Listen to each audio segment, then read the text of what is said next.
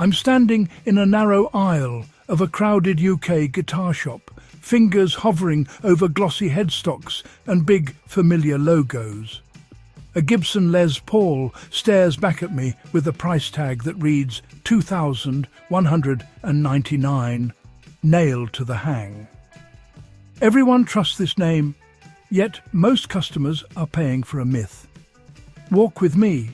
The Fender Strat next door has a tag saying $1,499 for a made-in-USA sticker, and people treat that sticker like gospel. But when you peel back the layers, import fees, dealer markups, and the marketing that turned history into hype, you realize a lot of the premium isn't about wood or wire. Today, I promise darker, deeper secrets about how the guitar business manufactures desire and inflates price. Stay with me. I'll show you not just what's overpriced, but 5 real alternatives. Throat, touch, tone, for a fraction of the cost. Subscribe, because what you discover later changes how you buy guitars forever. You'll see perception colliding with reality, numbers, invoices, and hidden margins most players never audit. You're about to notice the seams of this industry. Details that change how you hear and what you pay. Keep watching. Each chapter lifts a layer, and the biggest reveal still waits ahead. Let's start where the myth is loudest. Gibson is a legend. The Les Paul is almost religion for a lot of players, and the brand capitalizes on that reverence in the UK marketplace. Walk into a London shop and you'll often see models priced north of £2,000. Close-up price tag, $2,199. Standard models, traditional models, sometimes hitting $2,500 for sad-looking flame tops with historical veneers. What are you paying for?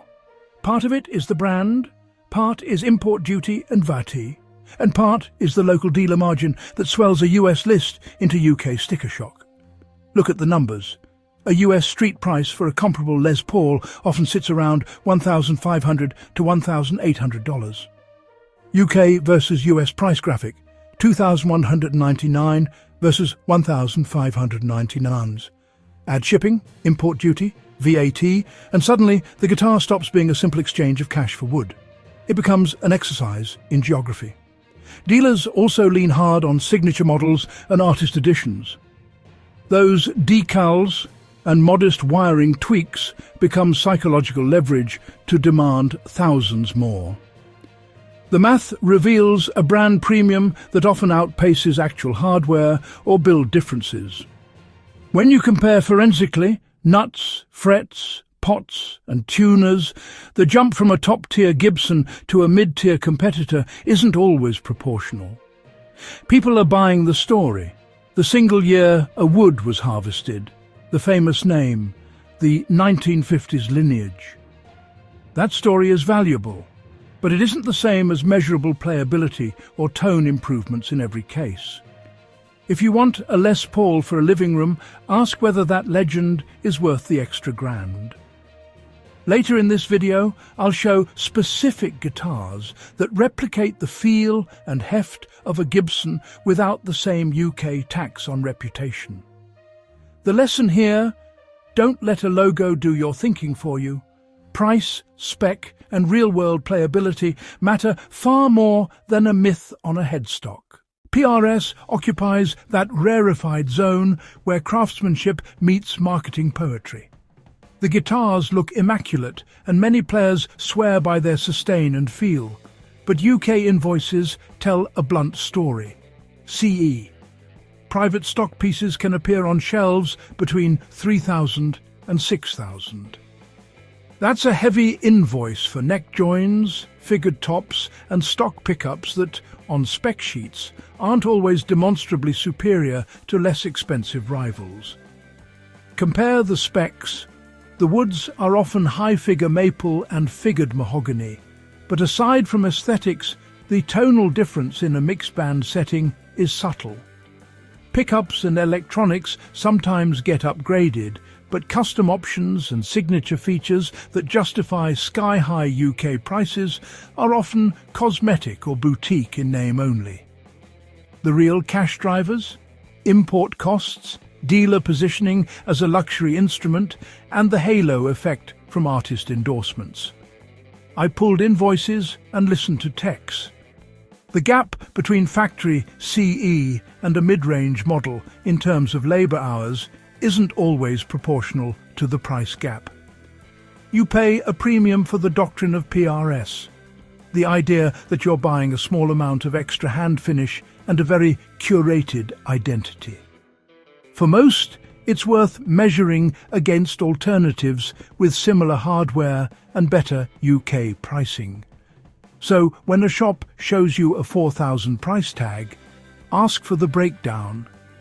What's cosmetic, what's functional, and what's pure brand rent? You can replicate a lot of those artisan touches elsewhere if you're willing to look beyond the nameplate. ESP's aesthetic is unapologetically aggressive, and that's part of its charm. But in the UK, scarcity tactics have pushed their limited runs and signature decals into high markup territory. You'll see certain models, especially signature artist pieces, listed at prices that reflect rarity more than meaningful hardware upgrades. Import tariffs and low-volume shipments make those run prices rocket once they hit UK floors. Limited run psychology is powerful. Players want the one with the sticker, and dealers know collector hunger translates into flexible prices. Make fewer units, charge more, and watch demand outpace supply. Signature models often include minor spec changes, cosmetic liveries, unique inlays, then become instant collectibles. The market equates rarity with value, regardless of measurable improvements in tone or durability. Beyond scarcity, ESP's import routing and customs classifications sometimes add hidden costs that dealers embed in sticker prices. Chapter 4. Fender's custom shop is reverent in the eyes of many players. Hand-wound pickups, special finishes, and a narrative of boutique labour. Walk into a UK store and the jump from a Mexican Player Series Strat, priced around $549 to $799, to a custom shop relic Strat at around $2,000 plus is massive. Dealers will sell you labour hours and artisanal mystique, but how much of that actually changes your tone or long-term playability? Serial roots and build claims matter. Custom shop guitars tout hand roots and extra hours on frets, but the Player Series has improved dramatically. Better fretwork, reliable hardware, and consistent electronics. The differences sometimes boil down to finish detail and perceived exclusivity rather than performance in a rehearsal room or on stage. In practice, most players would be hard-pressed to audit the subtleties in blind A over B tests on stage. Yet the sticker shock persists because of the belief that the custom shop equals a different league. That belief sells guitars. It also keeps smart shoppers from considering Mexican or Player Series models that might give them 80 to 90% of the playability for a fraction of the cost. Bottom line, know what you're buying. If you want collectible nuance, the custom shop may be worth it. If you want years of reliable tone for gigging, the Player Series often gives more practical value per pound. What comes next changes how you see cult hype and scarcity pricing. Chapter 5. Rickenbacker is beautiful and iconic. Those jagged silhouettes, jangly tones, are part of pop history. In the UK, limited stock and cult demand have pushed prices into premium territory. When a model that's rare in the UK appears, shops and collectors treat it like gold, and normal market mechanics get replaced by hype-driven pricing. Part of the issue is production. Annual output is relatively small compared to mass brands, and distribution to the UK can be erratic. That scarcity becomes a price driver.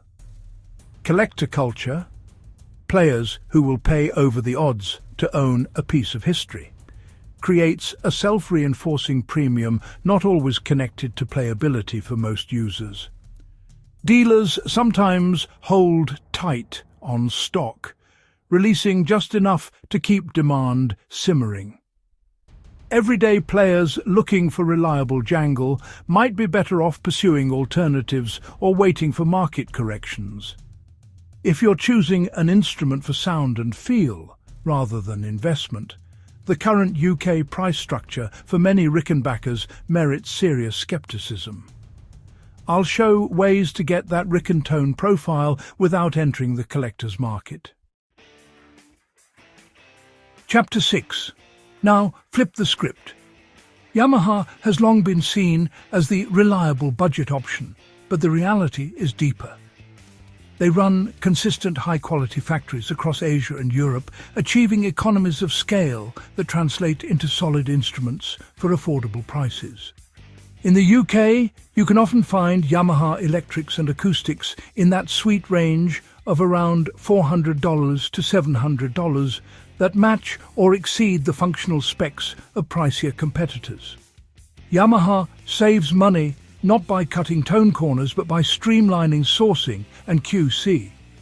Hardware is consistent, neck profiles comfortable, electronics dependable, neck joint, fretwork, bridge hardware. Yamaha often holds up against models with double or triple the sticker price. What's important is that Yamaha isn't selling mythology. They sell product consistency, reducing the brand rent others charge. For players who want reliable tone and proven manufacturing processes, Yamaha is frequently the smartest UK buy. Remember their quiet efficiency? The same functional attributes are often closer than you think, and your wallet will thank you for checking the spec list. Chapter 7. I expected compromise when I first sat down with Sire, but what I found was smart engineering disguised as affordability. Certain Sire basses and guitars bring boutique neck profiles, well-chosen pickup voicings, and surprisingly competent hardware at a fraction of boutique brand prices. The secret is smart OEM sourcing, a playbook that copies pro-level spec without the brand markup. Sire focuses on what players feel: neck shape, string spacing, pickup choice. The result is instruments that gig, record, hold up, often surprising first-time buyers. For UK buyers, that margin translates to nicer strings, better setups, saving for amp upgrades, boutique feel, not boutique price. Chapter 8. Discount used to mean corner cut. Harley Benton has rewritten that expectation. I went into a shop expecting the worst and walked out astonished. Fretwork that didn't buzz, hardware that survived bends, finishes that looked respectable under stage lights. Sub-200 models hitting that level of playable quality are a new reality. It changes the calculus for UK buyers. Many Harley Benton models are effectively factory direct, slimming out middlemen. QC used to be the weak link, but production tightening means better fret leveling, decent tuners, pickups that don't sound completely flat. For players on a budget, that's transformative. You can get a playable platform to learn, mod, gig without bleeding cash. The key caveat: not every Harley Benton is a unicorn. Some models still need a setup or a pickup swap to reach potential. But the baseline quality means those upgrades are short, affordable, and impactful. Practically rethink and say, invest saved cash into a proper amp, lessons, a pro setup rather than a provenance sticker. You'll play more and fret less over the sticker. Chapter 9. Cort is the quiet backbone of the industry. Many big brands source from them, yet Cort-branded guitars are priced far more modestly. That same factory expertise translates into Cort's own models, giving UK buyers access to manufacturing knowledge without paying brand tribute. When you compare specs side by side, Cort often mirrors the same production techniques used for higher-priced guitars: neck construction, routing, finishing. The brand then retails those instruments under its own name with a pricing strategy that undercuts brand premiums. For UK buyers, look deeper than the headstock and identify the factory provenance. In comparative tests, I've seen Cort deliver similar sustain, neck stability and hardware reliability to guitars twice the price. The caveat is dealer perception. Some players still prefer the badge for resale or image, but functionally, Cort often gives more honest value for your pounds. So, when a salesperson starts preaching exclusivity, ask where it's actually made. The factory often tells a different story than the headstock. Chapter 10.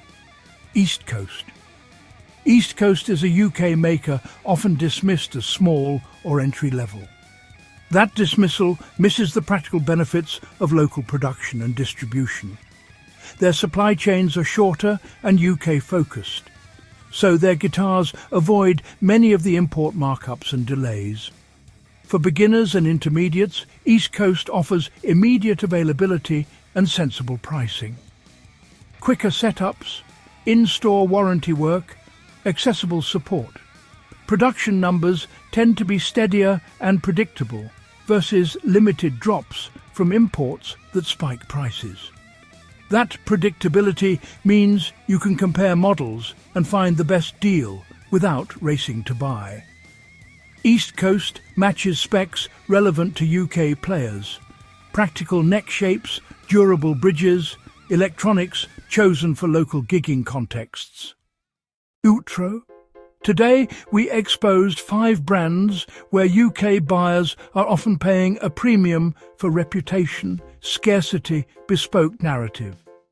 And then we flipped the script with 5 smarter, high-value alternatives that deliver actual playability for a fraction of the price. You've seen how Gibson, PRS, ESP, Fender Custom Shop and Rickenbacker can carry hidden costs. Import duties, limited run tactics, dealer markups, brand rent that inflate the sticker. Then we walked through practical options. Yamaha, Sire, Harley Benton, Cort, East Coast, proof that consistency, smart OEM sourcing, direct models and local sense can beat mythology at the till. Subscribe, because your next guitar shouldn't be chosen by a logo, a legend or a limited sticker, but by your hands, your ears and your budget. What comes next changes everything you thought you knew about tone premiums.